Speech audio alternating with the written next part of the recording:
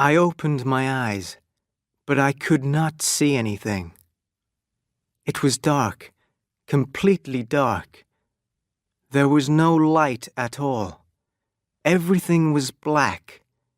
I closed my eyes and opened them again, but I could see nothing.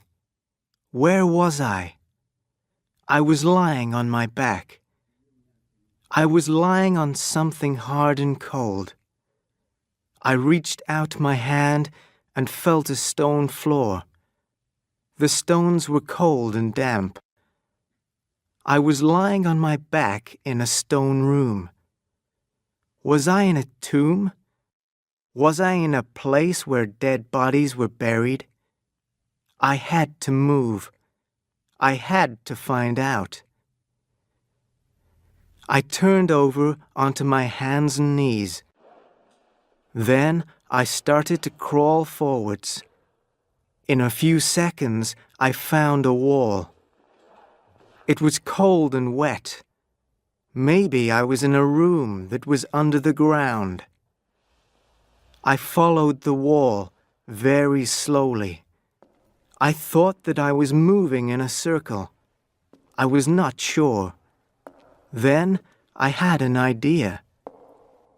I tore a piece of cloth from my shirt and put it on the floor, near the wall. Then I walked along the wall of the room. I counted the number of times that I moved my hands forward. 20, 30, 40 times. Where was the piece of cloth? Had I gone past it in the dark? Had I gone around the room twice? I counted up to 100 before I found the piece of cloth. But I did not find a dead body in a coffin. I was not in a tomb. Where was I? I tried to remember. I remembered that I was in Toledo in Spain. Then I remembered a courtroom and men in red gowns. They had asked questions, more and more questions. Their voices were soft and their eyes were bright. How many hours had they questioned me? How many days had they questioned me? I could not remember. The questions had gone on and on. But what was my crime? What law had I broken? I did not know. I was very frightened. I thought that the questioners were going to torture me. But no one had cut me with sharp blades. No one had hit me. No one had burnt me with hot iron. Now I must be in a jail. This room was a prison cell. Maybe I would die here, without food or water or light. I closed my eyes again, and I must have slept. When I awoke, I moved my foot and it hit something. I touched a loaf of bread and a pitcher of water. A jailer had come into my prison cell and left food and drink. I knew that my prison cell was large, but what was in the center? For a few minutes, I sat with my back against the wall. Then I started to crawl straight ahead, across the floor of the cell. I moved very slowly. Suddenly, my hand went down and forward. I had found a hole, a pit in the floor. I could feel and smell damp air. The air was rising up from the pit. I guessed that the pit was very deep. I had almost fallen into it. My body shook with fear. My skin was covered with sweat. The drops of sweat fell from my face and down into the deep hole. Suddenly, I heard a noise. A small door opened above my head, and light shone down on me. For a few seconds, I saw my prison cell. Then the small door shut again, and everything was dark and black. I was right. I was in a room with a deep pit in its center. I understood now. My torturers had been waiting and watching. They wanted me to jump into the deep pit. They wanted me to end my life. I slowly crawled back to the pitcher of water and the bread. My arms and legs were shaking.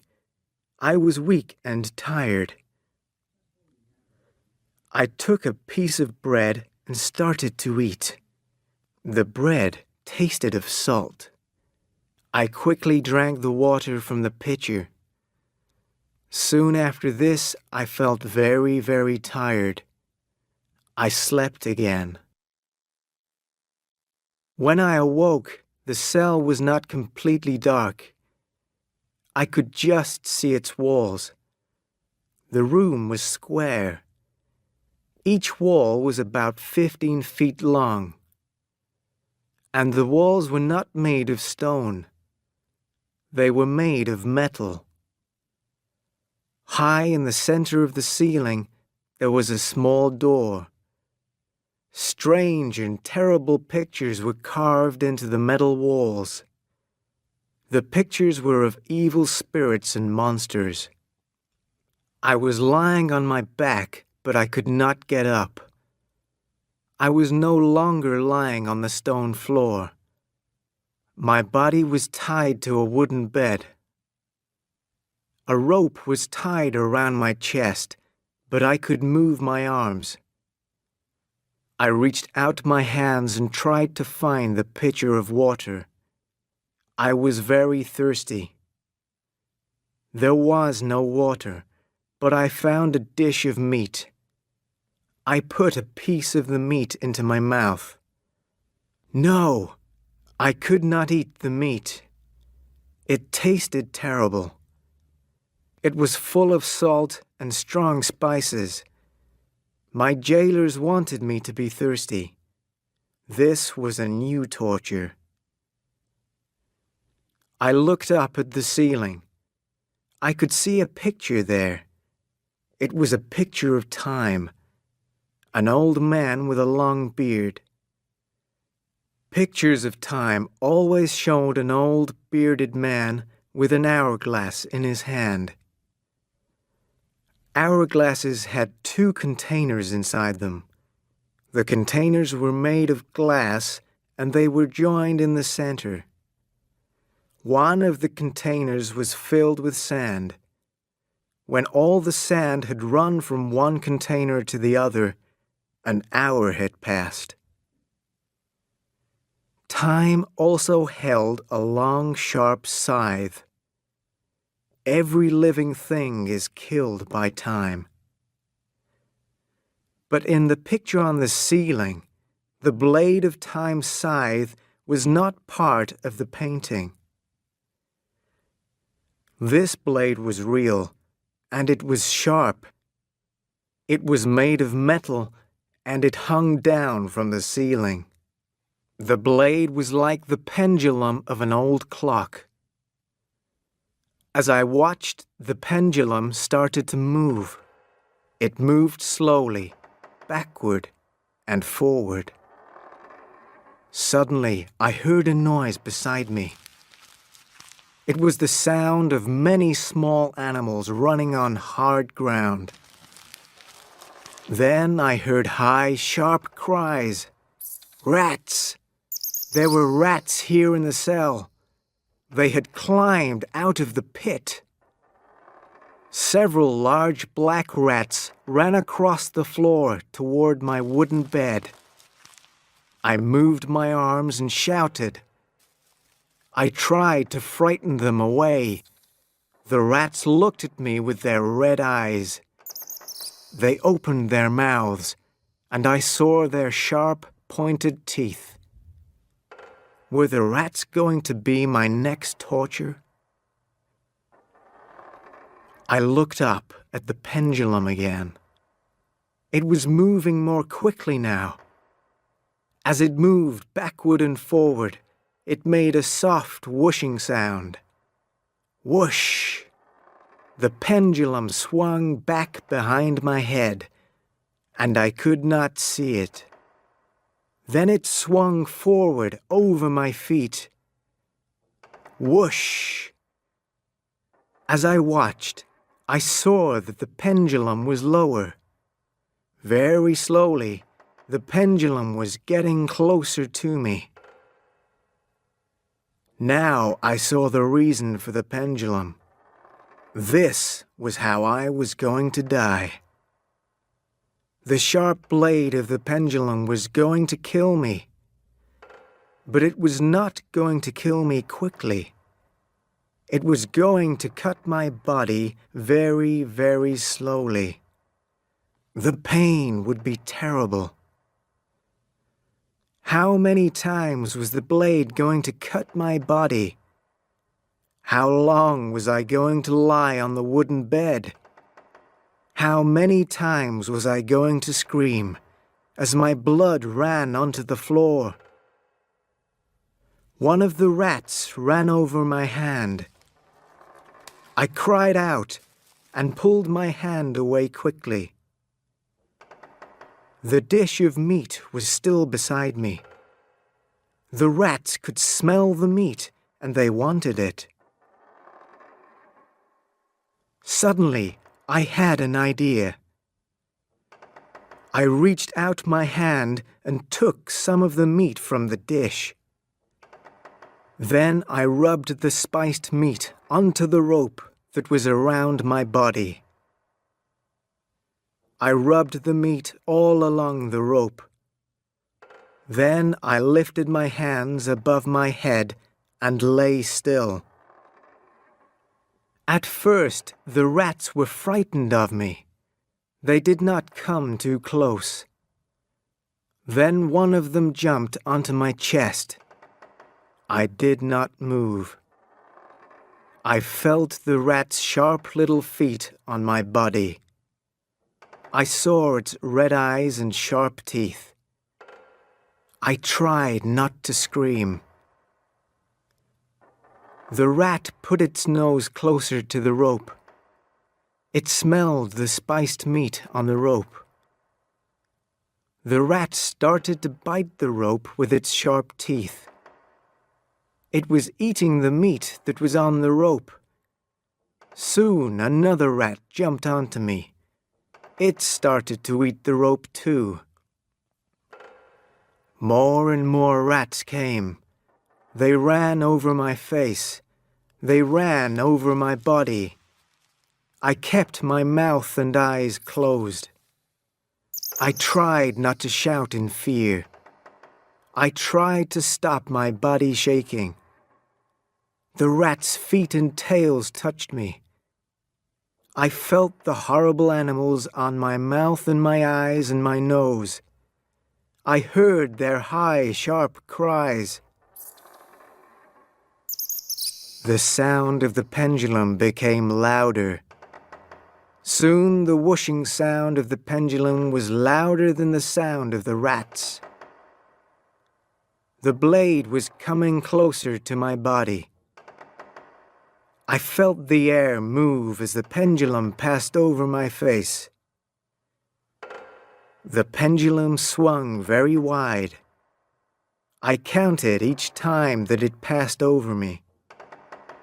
6 seconds, 7 seconds. Then the blade swung back. 6, 7, whoosh. 6, 7, whoosh. The pendulum swung lower and lower. It was now only a few inches above me, and it was moving more slowly. The huge blade frightened the rats, and they ran away. The animals knew that they were in danger. They had eaten part of the rope, but I was not yet free. I waited for the pendulum to cut the rope completely. 7 seconds, 8 seconds. The pendulum whooshed above my body from head to foot, and then from foot to head. 7, 8, whoosh! It was very close to me now. I tried to make my body lower on the bed. Where was the blade of the pendulum going to bite me? Was it going to cut my head? Was it going to cut my chest or stomach? I screamed. The blade bit and it cut the rope. The pendulum swung toward my feet. Suddenly, I was free. I jumped from the wooden bed and lay on the floor. Sweat was pouring from my skin. I was breathing quickly. The pendulum whooshed past one more time, and then it stopped. The small door in the ceiling was open.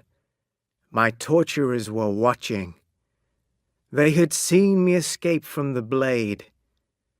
Suddenly, the pendulum moved up into the ceiling, and it was still. I was not safe for long. A little later, I smelt something. It was not the smell of rats, and it was not the smell from the deep, dark pit. It was the smell of hot iron.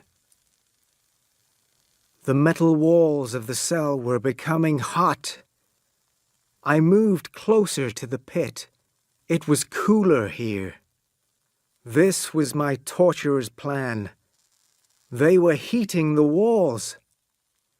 When the cell became too hot, I must jump into the pit. The pit was cool and damp. But the cell walls were not only hot, they were also moving.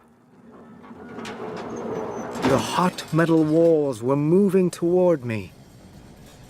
The pictures of the evil spirits and monsters were now red. They were getting hotter. I was going to burn on the walls, or I was going to fall into the pit. I had very little time. I stood on the edge of the pit and I closed my eyes. The walls were hot and the floor was hot. The air was hot. I felt the terrible heat on the skin of my face and hands. I was ready to fall. This was the end. I was going to die in this terrible place. Suddenly, I heard voices. People were shouting. I heard the sounds of guns. People were fighting. Then I heard another sound. The walls were moving again. What was happening now? I was weak and tired. My arms and legs were shaking. The walls were moving back, but it was too late. My clothes were starting to burn. I was about to fall. I was already falling. Then someone held my arm and pulled me back. As I turned my head, I saw the person who was holding me. It was a soldier who was wearing the uniform of the French army. French soldiers had captured the city of Toledo. All the prisoners were free.